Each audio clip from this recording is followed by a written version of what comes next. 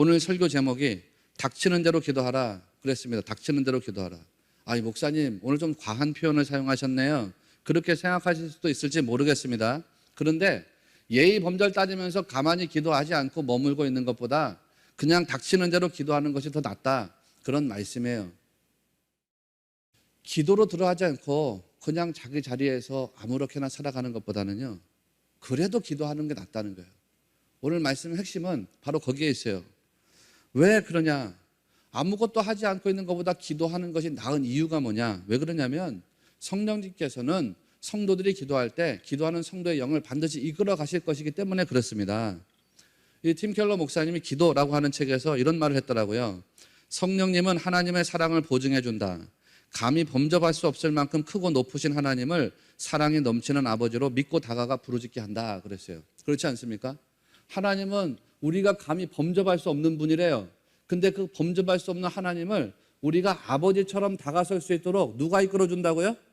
성령님이 이끌어 주신다는 거예요.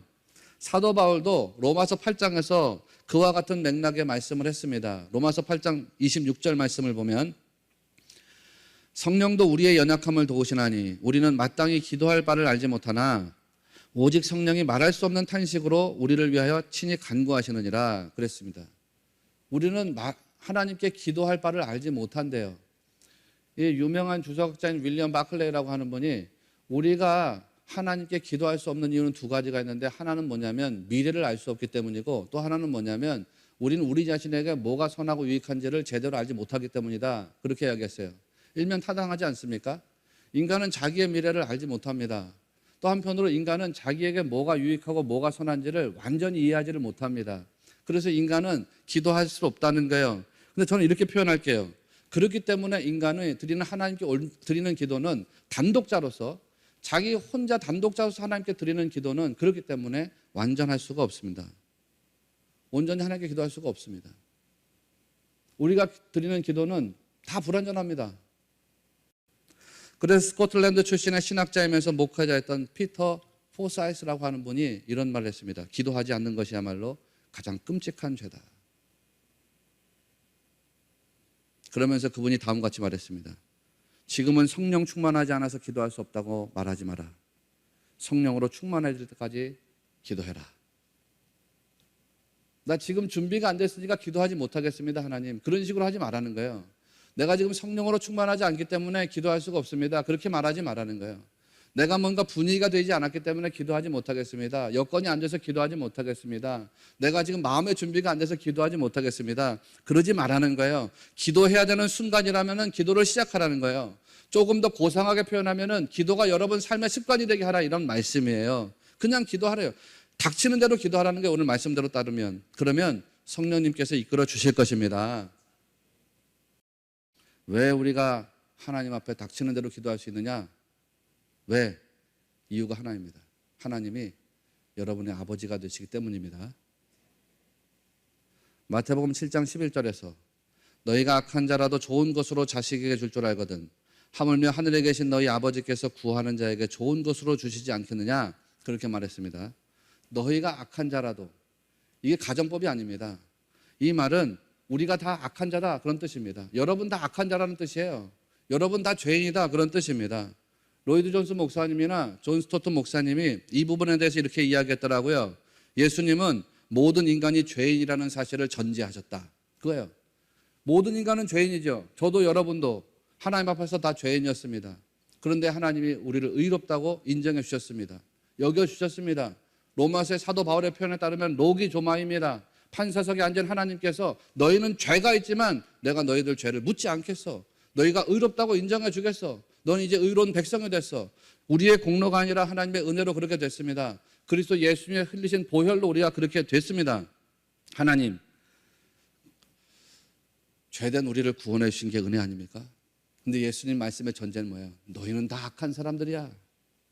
그런데 여러분, 그렇게 악한 사람들, 그런 죄인들도 자식에게는 어떻게 한다는 거예요? 좋은 것으로 주려고 한대요. 우리 다 죄인이에요. 우리가 다 악인이었는데, 그런데 자식들에게는 좋은 것으로 주려고 한다, 그런 말씀입니다. 종교개혁자인 존 칼빈은 우리가 그렇게 할 수 있는 이유가 뭐냐면 하나님 때문이라고 그랬습니다. 죄인이고 악한 사람들이 자식에게 좋은 거 주려고 하는 이유가 뭐냐? 칼빈이 말하기를 하나님께서 그들의 마음에 선한 부분을 집어넣으셨기 때문이다, 이렇게 얘기했어요. 그런데 여러분, 그럼에도 불구하고 존 스토트 목사님이 이렇게 말했습니다. 인간이 부모로서 선한 일을 하더라도 악한이라는 칭호를 면할 수는 없다. 여러분이 자식들에게 아무리 선한 부모라고 하더라도요, 우리가 죄인이라는 칭호를 면할 수는 없다는 거예요. 악한 존재라는 칭호를 면할 수는 없다는 거예요.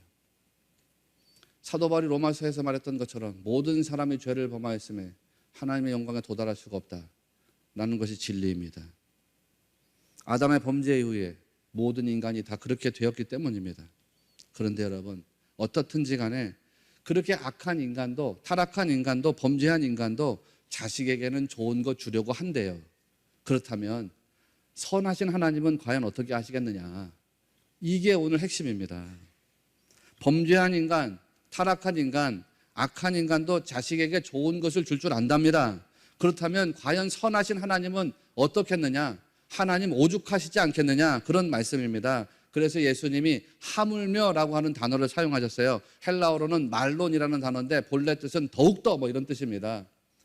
악한 인간도 사람들 자기 자식에게 좋은 것 줄 아는데 선하신 하나님은 그보다 훨씬 더 인간들에게 좋은 것 주기를 원하신 하나님이야. 여러분 왜 그런지 아시겠지요? 왜 하나님이 여러분에게 좋은 것 주시기를 원하시는가요? 이유가 하나라 그랬죠? 왜 하나님이 여러분에게 좋은 것 주시기를 원하시는가요? 하나님이 여러분의 아버지가 되시기 때문입니다. 예수님이 말씀하신 이 기도에 관한 교훈은 바로 그 전제를 가지고 출발해야 됩니다. 하나님께서 여러분의 아버지가 되신다. 목사님, 나는 우리 아버지한테 상처가 있습니다. 우리 아버지 별로 안 좋아합니다. 이 세상의 아버지가 아니라 정말 친절하고 인자하고 자비롭고 친밀한 관계의 하나님, 그 하나님 아버지, 관계성의 언어로 출발해야 된다, 그런 말씀을 드리고 싶습니다. 예수님은 그래서 하나님을 아빠라는 호칭으로 사용하셨다는 거예요. 존 스토트 목사님이 이렇게 표현했습니다. 우리가 기도의 대상인 하나님이 아빠 아버지이시며 무한히 선하시고 인자하시다는 것을 기억할 때에 우리의 기도가 달라지게 된다. 하나님 두렵고 떨리는 분입니다 라는 생각이 아니라 하나님은 무한하신 사랑의 하나님, 자비하신 하나님, 인자하신 내 아버지가 되시고 친밀하시고 친절하신 아버지가 된다는 생각으로 우리의 믿음이 바뀌게 되면 기도가 달라지게 된다는 거예요. 기도가 달라지게 된대. 무자비하시고 엄하시고 경건하시고 거룩하시고 두렵고 떨리는 하나님이다. 그럴 때는 우리의 기도가 쉽게 나갈 수가 없어요. 그러나 그 하나님이 무한히 선하시다, 무한히 인자하시다, 무한히 친절하시다 라는 믿음으로 바뀌게 되면 기도가 달라지게 된대요. 그렇지 않겠어요? 여러분, 하나님께서 여러분의 그런 아버지가 되신다는 전제에서 기도를 출발하셔야 됩니다. 그러면 어떻게 될까요? 유명한 신학자인 요하킴 예레미야스가 말했던 것처럼 아빠라고 하는 그 친밀한 관계성 속에서 기도가 출발한다면 어떻게 될까요? 아마 여러분의 기도가 출발하기 어렵지 않을 것입니다. 우리 아이가 어머니 아버지에게 와서 닥치는 대로 이야기하는 것처럼 여러분도 하나님 앞에 예의 범절 따지지 않고 닥치는 대로 기도가 나갈 겁니다. 어떤 때는 길을 가다가도 기도하고, 어떤 때는 버스에 앉아서도 기도하고, 어떤 때는 주방에서 설거지를 하다가도 기도하고, 어떤 때는 회사에서 일을 하다가도 기도하고. 예수님께서 하나님을 아빠라고 부르셨대요. 관계성의 언어죠. 친밀한 관계성의 언어로 부르셨다는 겁니다. 예수 그리스도를 통해서 우리도 다 하나님과 아버지의 자녀의 관계가 되었습니다. 예수님과 우리가 형제가 되었습니다. 자매가 되었습니다. 그러니 여러분도 하나님께 기도할 때 아빠라고 하는 그 친절하고 친밀한 관계성의 언어로부터 이제 출발해야 한다, 이런 말씀입니다. 하나님께 기도를 시작하는 게 중요합니다. 여러분, 기도하는 삶이 출발되는 게 중요합니다. 의지하고 매달리는 게 중요합니다. 그러면 성령님이 여러분의 마음과 영혼을 딱 붙잡아 가지고 하나님께로 온전히 이끌어 주실 줄로 믿습니다. 오늘 읽은 말씀에는 아주 중요한 세 단어가 등장합니다. 그 세 단어는 구하라, 찾으라, 두드리라, 이 말씀입니다.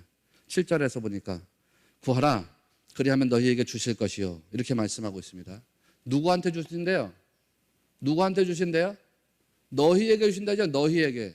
구하래요. 그럼 너희에게 주신대. 너희가 누구예요? 하나님을 아버지로 고백하는 자녀들 아닙니까? 하나님의 자녀들이 하나님께 구할 때 그 구하는 자녀들에게 하나님 주신다, 이런 말씀이에요. 그 다음으로 찾으라 그리하면 찾아낼 것이요 문을 두드리라 그리하면 너희에게 열릴 것이라. 찾으라, 찾아낼 것이요. 우리가 어떻게 찾아낼 수 있어요? 하나님이 보물을 우리가 찾지 못하도록 꽁꽁 숨겨놨기 때문에 찾을 수 있습니까? 아니면 하나님이 우리 보물을 찾을 수 있도록 배려해 주셨기 때문에 찾을 수 있습니까? 기억나시죠?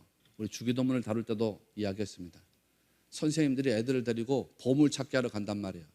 야, 산에 등산 가가지고 야, 우리 이 바운더리 안에서 너네들이 보물을 열심히 찾으면 돼. 그러면은 너희가 보물을 획득할 수가 있어. 그 안에 선생님들이 보물을 미리 감춰놨어요. 아이들이 찾지 못하게 감춰놔요? 찾기 쉽게 감춰놔요? 쉽게. 이분들은 다 선하신 분들인 줄로 믿습니다. 아이들이 찾지 못하게 꽁꽁 숨겨야지. 진짜 나쁜 선생님이죠. 그런 선생님이 어디 있어요? 찾으라 찾아낼 것이요. 하나님이 찾으래요. 왜? 찾아낼 수 있는 곳에 감춰놨으니까. 그거 찾아냈을 때 기쁨을 누리라는 거거든요. 또 보세요. 문을 두드리라 그러면 너에게 열릴 것이라 했지 않습니까? 문이 열려진대요. 우리는 뭐만 하라는 거예요? 두드리라는 것입니다. 하나님, 내 앞에 인생의 장벽이 너무 튼튼하게 나를 가로막고 있습니다. 하나님, 바위 같은 문이 나를 가로막고 있습니다. 내가 이 바위덩어리를 어떻게 치워야 되겠습니까? 내가 이 단단한 철문을 어떻게 부수고 나가야 되겠습니까? 그런 거 신경 쓰지 말라는 거예요. 인생의 장벽이 얼마나 단단하든지 여러분을 가로막고 있는 돌덩어리가 얼마나 무겁든지 그런 건 신경 쓰지 말아요. 그냥 여러분 뭐만 하시래요? 그거 내가 치우려고 씨름하지 마시란 말이에요. 내가 이걸 부수고 가야 되겠다 씨름하지 마시란 말이에요. 그저 뭐만 하라고요? 두드리기만 하시라, 이런 말씀입니다. 두드리랍니다. 두드리면 너희에게 열릴 것이니. 야, 두드리고 너희가 부수고 가라, 그거 아닙니다. 야, 두드리고 너희가 열고 가라, 그게 아닙니다. 두드려라, 그러면 내가 열어줄게, 이거 아닙니까? 다 응답이 뭐냐? 하나님 주시는 선물이라, 이런 말씀이에요. 그러니까 성도들은 뭐 하라 그런 것입니까? 구하라는 거예요. 찾으라는 것입니다. 문을 두드리라, 그렇게 말씀하셨습니다. 그런데 구하라, 찾으라, 두드리라, 이게 주석학자들이 보니까요 다 현재 시제로 되어 있어요. 우리가 봐도 현재 시제죠. 죄송한 말씀인데 헬라어 문법에서는 현재 시제가 사용되면 이게 무조건 반복이래요. 반복. 그러니까 한 번 구하고 그만두라는 겁니까? 아니면 계속 구하라는 겁니까? 계속 구하라는 거죠. 문을 한 번 두드리고 한 번 찾고 끝내라는 겁니까? 아니면 포기하지 말고 계속 가라는 겁니까? 계속 가라는 겁니다.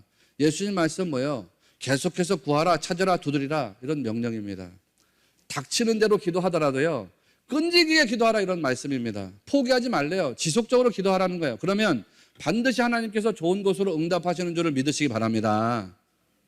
제가 인도에 선교 갔을 때 체험한 걸 여러분에게 간증한 적이 있습니다.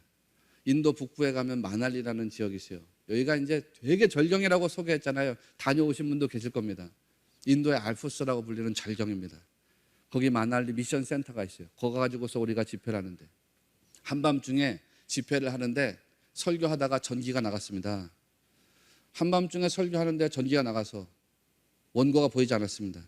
그러니까 이제 그 다음부터는 내가 막 생각나는 대로 이야기하는 거예요. 그럼 내가 영어로 이야기하면은 옆에 있는 인도 선교사님, 그분이 현지 분이라 그랬죠. 그분이 이제 힌디어로 통역을 해주는 거예요. 하나님, 우리는 다 하나님의 형상대로 지음받은 인간입니다. 그러니까 매일 아침마다 우리는 새로운 소망을 가지고서 아침을 맞이할 수가 있습니다.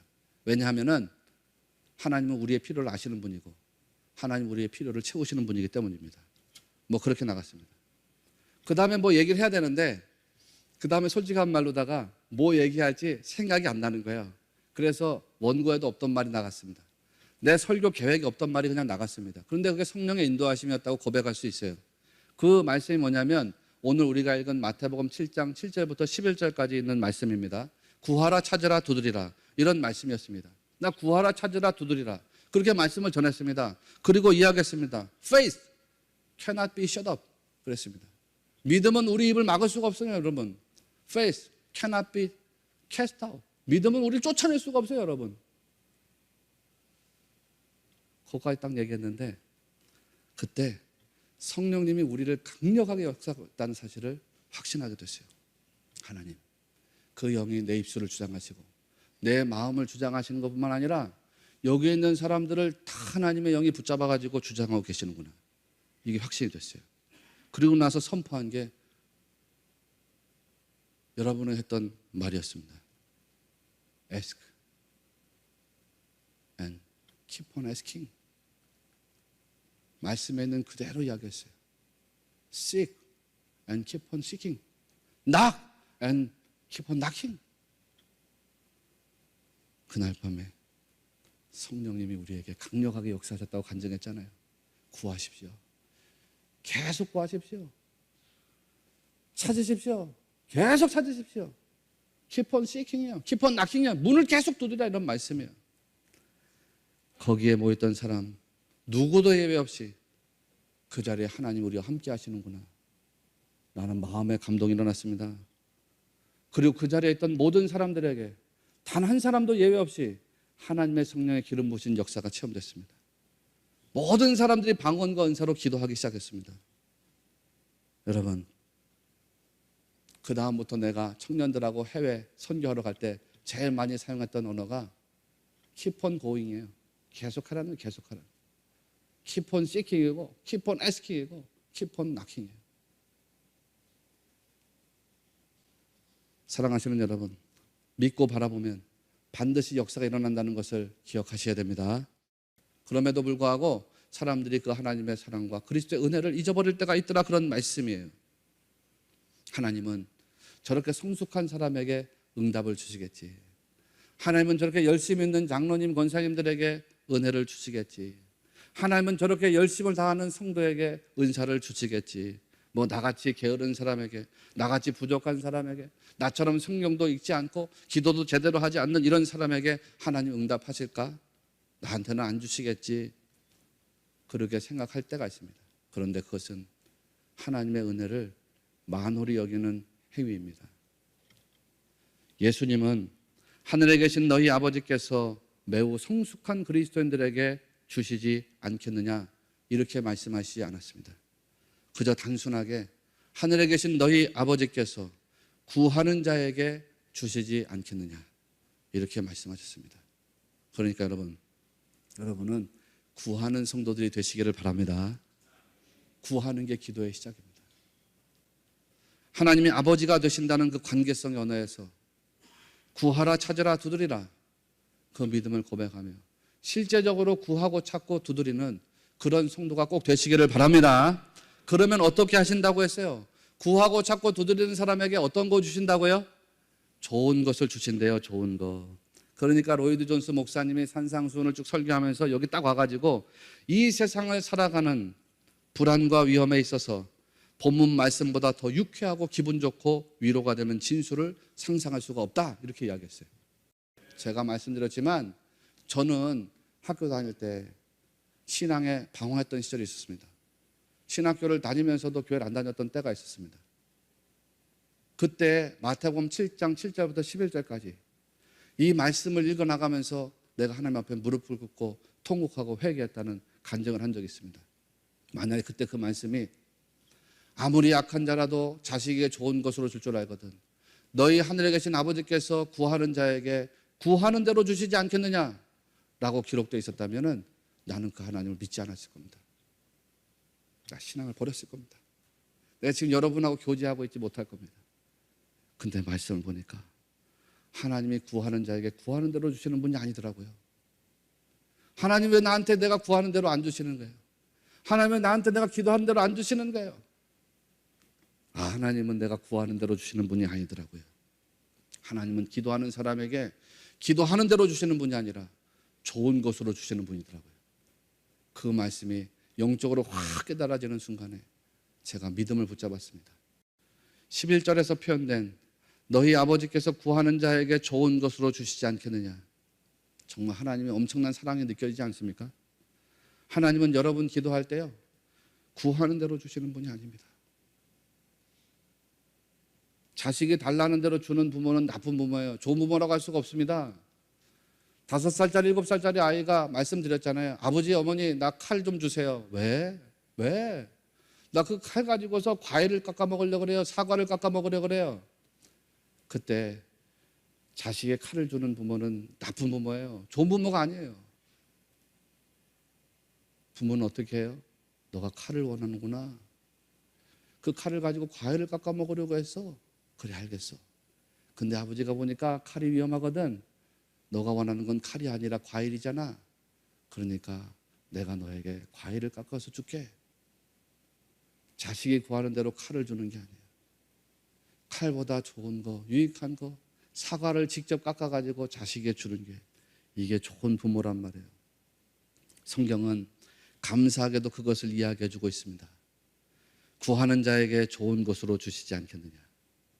계속해서 강조해 말씀드리지만, 구하는 자마다 구하는 대로 얻는 것이 아닙니다. 구하는 사람마다 좋은 것으로 얻게 되는 것입니다. 자, 여기까지 왔어요. 이걸 우리가 염두에 두고 오늘 우리가 다뤄야 되는 진리 중에 중요한 거 하나만 더 여러분에게 짚고 가려고 합니다. 오늘 제 설교 제목에는 약간의 페이크가 있습니다. 이 페이크를 알아야지 진정한 기도의 즐거움을 여러분이 누릴 수가 있습니다. 제가 닥치는 대로 기도하라 그렇게 말씀드렸잖아요. 그런데 닥치는 대로 기도하라, 이거는요, 기도가 좀 출발되게 하라, 그런 말씀이에요. 여러분에게 기도하는 생활을 시작하십시오, 이런 메시지입니다. 닥치는 대로, 자기 자아가 요구하는 대로 닥치는 대로 기도하라, 그런 메시지는 아닙니다. 그걸 오해하면 안 됩니다. 여러분, 이 마태복음 7장의 메시지는 산상수훈의 범주 안에 놓여 있다는 사실을 잊어버리면 안 됩니다. 마태복음 7장은 여전히 산상수훈의 메시지 안에 놓여져 있습니다. 우리 마태복음 5장부터 마태복음 7장까지를 편의상 산상수훈이라고 주석학자들이 이야기해 놨습니다. 그러니까 오늘 읽은 7장 말씀도 산상수훈의 흐름 안에 놓여져 있습니다. 이 위치를 기억해야 됩니다. 산상수훈의 메시지, 그 메시지의 맥락 속에서 이 말씀을 읽어내야지 우리가 이 말씀을 온전히 읽어낼 수가 있습니다. 자, 산상수훈의 출발은 팔복입니다. 팔복은 그리스도인의 존재 상태가 어때야 된다라는 것을 전하는 말씀이라고 했습니다. 좀 어려운가요? 그러나 우리가 나누었던 이야기니까요. 그리스도인의 존재 상태가 어떻게 돼야 되느냐? 복 있는 사람의 상태가 돼야 된다, 그런 것이라고 했습니다. 그러면 어떤 사람이 복 있는 상태의 사람이냐? 마음이 가난한 상태의 사람. 마음이 부자로서는 복 있는 사람이 아니라는 거예요. 왜요? 마음이 부자면은 이 안으로 은혜가 파고 들어가질 못해. 마음이 부자예요. 교만하면은 이 안으로 말씀이 자리 잡을 수가 없어요. 그러니까 마음이 가난한 자가 되라 했습니다. 그 상태, 애통하는 자의 상태, 자기의 죄를 깨닫고 자기가 하나님 앞에 완전히 절망적인 존재인 것에서 깨달으라는 거죠. 그런 마음이 가난한 상태, 애통한 자의 상태, 온유한 자의 상태, 의에 줄이고 목마른 자의 상태, 그런 상태의 사람들이 복 있는 사람이라고 했습니다. 그런 사람들에게 천국이 임한다고 했습니다. 그런 사람들에게 하나님의 위로가 임한다고 했습니다. 그런 사람들이 땅을 기업으로 얻게 된다고 했습니다. 그런 사람들이 배부름을 얻게 된다고 말씀을 드렸습니다. 그런데 여러분, 그런 가난하고 애통하고 온유하고 의에 줄이고 목마른 자가 되는 것이 여러분의 힘으로 가능하다고 했습니까? 불가능하다고 했습니까? 가능해요? 불가능해요? 불가능해요. 안 돼요. 자기로서는 실패할 수밖에 없어요. 그래서 팔복을 출발할 때 로이드 존스 목사님이 산상수훈의 메시지는 구원받지 못한 사람들에게 전할 이야기가 아니라고 했다 말씀드렸습니다. 저 세상 사람들에게 전할 교훈이 아닙니다. 이 메시지는 우리와 같이 구원의 범주 안에 있는 사람들, 예수님을 믿는 사람들에게만 전해질 수 있는 교훈이라고 말씀드렸습니다. 왜? 산상수훈의 삶이라고 하는 건 나로서는 실패할 수밖에 없기 때문입니다. 오직 어떨 때에만 우리가 성공할 수 있습니까? 성령님이 여러분을 붙잡고서 이끌어 줄 때에만 성공할 수 있다고 말씀드렸습니다. 성령님이 여러분의 삶에서 역사하실 때만 가능한 것이라고 말씀을 드렸습니다. 예수님께서 구하라, 찾으라, 기도하라. 그러면 이제 맥락이 이해가 되시는가요? 무엇을 구하고 찾고 기도하라는 거예요? 복 있는 사람이 되는 게 하나님 나로서는 불가능합니다. 나로서는 복 있는 사람의 존재 상태가 된다는 것이 실패할 수밖에 없습니다. 그러니 하나님, 내가 복 있는 사람이 되도록 하나님께 구하고 찾고 두드리겠습니다. 닥치는 대로 기도하라는 거예요. 여러분이 복 있는 존재의 상태가 되기를 위해서 닥치는 대로 기도하라, 이런 말씀이에요. 예수님 말씀하신 팔복의 사람이 되기를 위해서 닥치는 대로 구하고 찾고 기도하라, 그런 말씀이에요. 이걸 좀 고상하게 표현하면은 성령님이 여러분에게 역사하시기를 구하고 찾고 두드리는 그런 성도가 되시라 이런 말씀이에요.